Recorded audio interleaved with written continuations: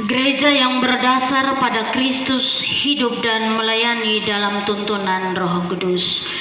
Sekali lagi, gereja yang berdasar pada Kristus hidup dan melayani dalam tuntunan Roh Kudus. Demikianlah tema yang disediakan bagi kita semua oleh Majelis Sinode untuk kita renungkan dalam kebaktian HUT Reformasi tutup bulan keluarga dan kebaktian pasutri yang tertunda. Bapak Mama kekasih Tuhan sekalian, salam. Sekali lagi salam. Ada yang sambut salam dengan senyum, ada yang muka asam, ada yang antara salam dan tidak. Mungkin baru habis baku marah, karena pasti Mama bilang begini, Bapak ingat bawa kembang lalu Bapak melempar setan dulu. Kembang mau buat apa? Nah, ini biasa bapak-bapak begitu. Barang ikan sudah dapat itu, nelayan tidak perlu bawa pancing lain begitu. Waktu belum makan pancing itu yang sabar betul, tunggu ini ikan totok ini pancing. Bapak Mama semua, pokoknya sebuah bangunan sangat tergantung pada dasar atau fondasinya. Bagi bapak-bapak tukang bangunan pasti tahu ini. Apabila fondasi yang dibuat kuat, maka kokohlah bangunan itu. Dan sebaliknya, apabila fondasi yang dibangun asal-asalan, maka bangunan pun tidak akan kokoh. Sudah tahu tinggal di daerah gempa, tapi campuran 12 kali 1. Lebih banyak kasih pisah uang beli sopi, uang beli semen kasih kurang. Tinggal di pinggir pantai, tapi siap pasir satu rate untuk satu rumah. Memang fondasi rumah tidak akan kuat kalau yang begitu. Belum lagi yang kerja rumah itu sumabok, maka fondasi juga miring. Bapak Mama kami pernah perbaiki rumah yang pintunya itu model A betuli begini. Kita tongkat pergi datang, kami cuma Mama ikut terlibat juga, kami pusing. Jadi biasa mama itu peka dengan keadaan. Mama bilang begini, ini gara-gara kami mabok pun kerjai. Pintu yang tadinya harus 2,5 meter atau 1,5 meter, dia berubah jadi huruf A. Kita belum ngomong dia pun fondasi.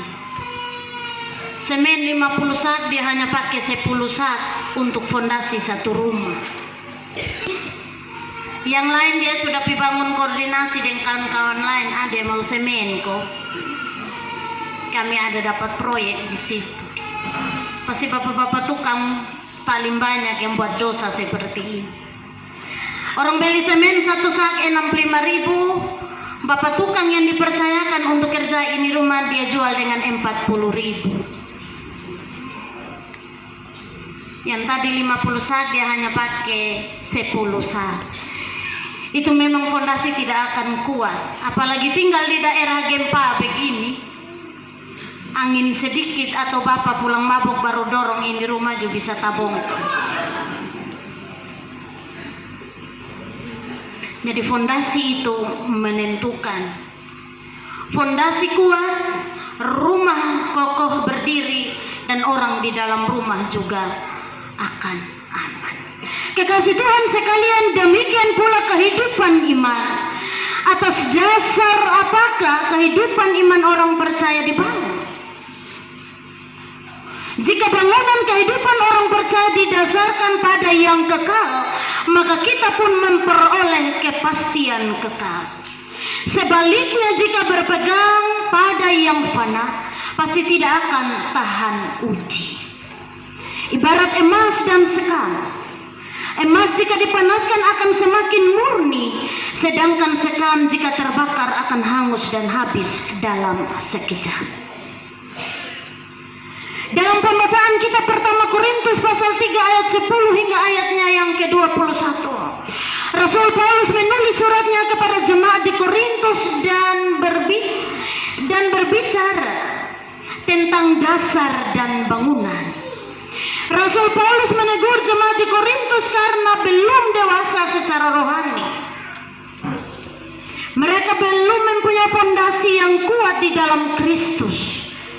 Rasul Paulus menegur mereka karena mereka masih hidup di dalam perselisihan satu dengan yang lain.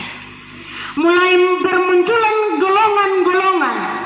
Ada golongan Apolos, ada golongan Kefas, ada golongan Kristus. Dan masing-masing golongan menonjolkan dirinya sendiri dan menjadi batu sandungan bagi sesamanya. Perpecahan mengancam kehidupan jemaat di Korintus. Oleh sebab itu Paulus mengingatkan mereka, menegur serta menasihati mereka agar hidup di dalam kasih. Kristus menjadi fondasi kehidupan mereka agar tidak bermunculan golongan-golongan dan merasa diri bahwa paling baik dari orang lain. Paulus juga menasihati jemaat agar kehidupan iman jemaat bukan didasarkan pada apa yang mereka miliki atau pada sesuatu yang fana, tetapi Yesus Kristus adalah dasar iman orang percaya. Mama kekasih Tuhan sekalian, yang saya catat bagi kita semua pada saat ini hanya 2 hal saja dari bacaan ini. Ada banyak hal, tapi saya hanya catat 2 hal. Yang pertama, Allah adalah pemilik kehidupan sekaligus pemilik pekerjaan pelayan. Setiap orang yang menjalani kehidupan dan Kristus menjadi dasarnya, dia akan memperoleh kehidupan yang kekal. Dan apa yang dia kerjakan itu dia tahu bahwa itu adalah milik Kristus, maka dia akan bekerja dengan baik agar memperoleh hasil yang baik pula. Seringkali kita kekasih Tuhan sekalian, kita lupa kalau Kristus itu harus menjadi dasar di dalam kita menjalani kehidupan. Yang menjadi dasar kekuatan, yang menjadi dasar kehidupan kita ialah harta kita, kekuatan kita, mamar kita, moko yang kita punya, harta kekayaan kita, anak laki-laki kita, anak perempuan kita, uang kita, dan seterusnya. Kita lupa menjadikan Tuhan sebagai dasar kehidupan. Kita juga lupa kalau telah dipercayakan pekerjaan Tuhan kepada kita. Terima tugas, acuh, santai, masa bodoh. Pokoknya iko-iko arus. Orang jadi penatua, dia juga ikut jadi penatua. Orang jadi diaken, dia juga ikut jadi diaken. Hari Minggu tidak datang gereja, lupa pelayanan diakonia, dan seterusnya. Hari-hari hanya hidup dengan minum mabuk. Itu hal yang sia-sia dan fana. Orang yang belum dewasa, orang yang tidak menjadikan Kristus sebagai landasan hidupnya. Hal yang kedua, kekasih Tuhan sekalian,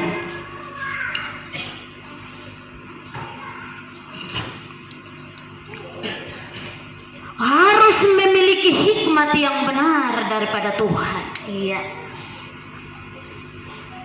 Hikmat yang benar dari Tuhan ini menolong kita untuk mampu menjalani kehidupan di dalam Tuhan. Tapi kadang hikmat itu kita tidak pakai. Kita pakai hikmat kita sendiri yang menuntun kita kepada kebinasaan. Kekasih Tuhan sekalian, gereja berdiri tegak untuk menyampaikan kabar keselamatan. 500 lebih tahun ya. dan kita memperingati hari reformasi. Hari ini juga kita membawa anak kita, keluarga besar Mail, Mas, dan semua rumpun keluarga yang terkait.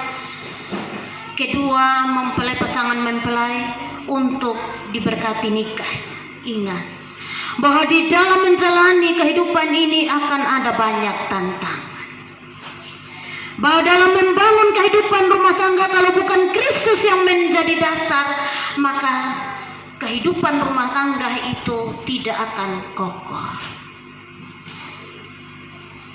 Nanti Mama Novi tugas di Halmahera, Bapak tugas di Bukapiti. Kalau rumah tangga ini tidak dibangun di atas Kristus, maka akan ada Mama Novi yang lain tinggal di rumah.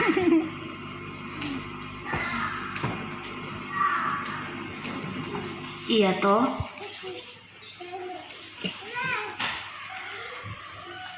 Mama Novi berpikir Bapak tetap setia, Bapak Jeffrey ada tetap setia di sana. Biasa Bapak itu jaga anak tidak betah. Mama bawa anak Bapak sendiri di rumah. Mama bawa anak, Bapak tinggal sendiri. Kawan-kawan datang tiap hari, baik kawan laki-laki maupun kawan perempuan. Kawan perempuan bisa tinggal di rumah karena Bapak Jeffrey butuh orang untuk masak. Terakhir kita tinggal dengar bilang, masing-masing jalan di dia pun jalan sendiri.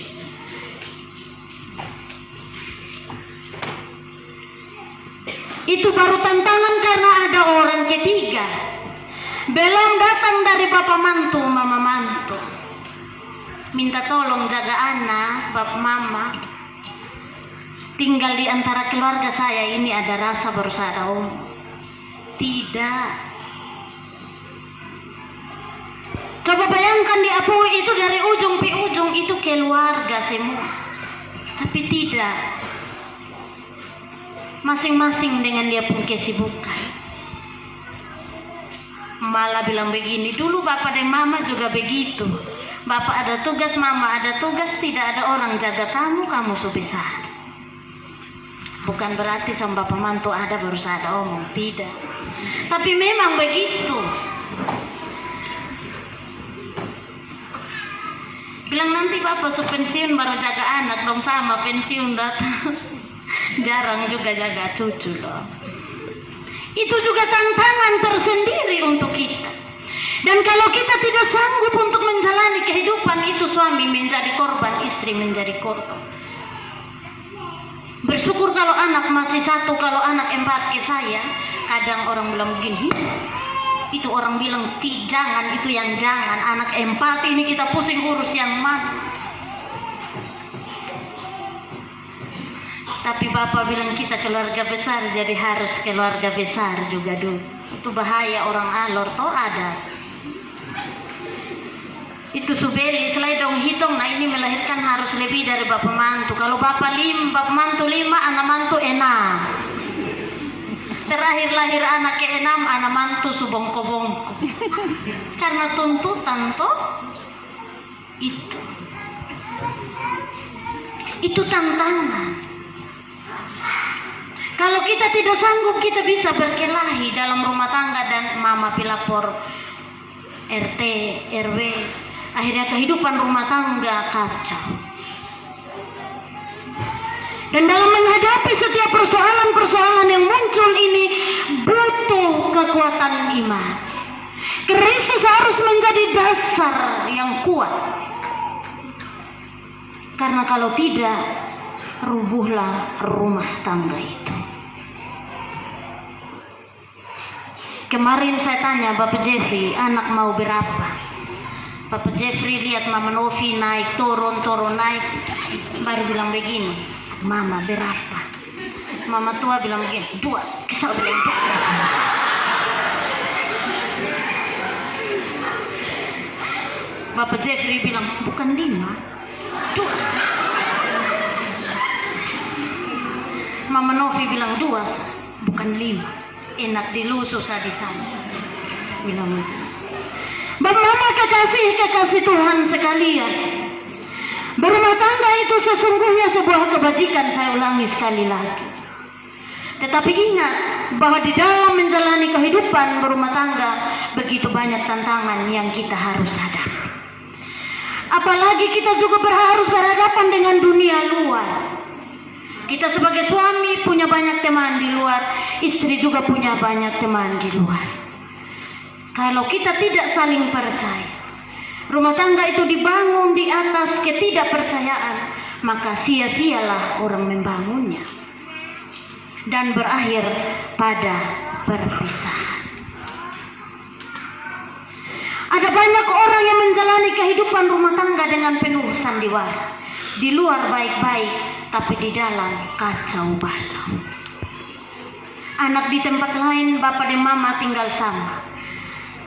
Mereka telah gagal menjadi suami dan istri. Mereka juga gagal menjadi orang tua yang baik. Mendidik anak di tengah-tengah pergumulan dunia seperti ini tidak mudah.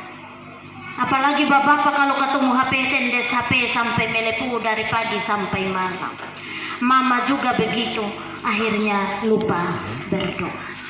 Tapi kiranya dua orang yang datang hari ini ke hadapan Tuhan untuk dikukuhkan nikahnya, mereka menjalani kehidupan rumah tangga bersama dengan Tuhan, sang sumber cinta itu sendiri. Firman Tuhan memberkati kita. Amin.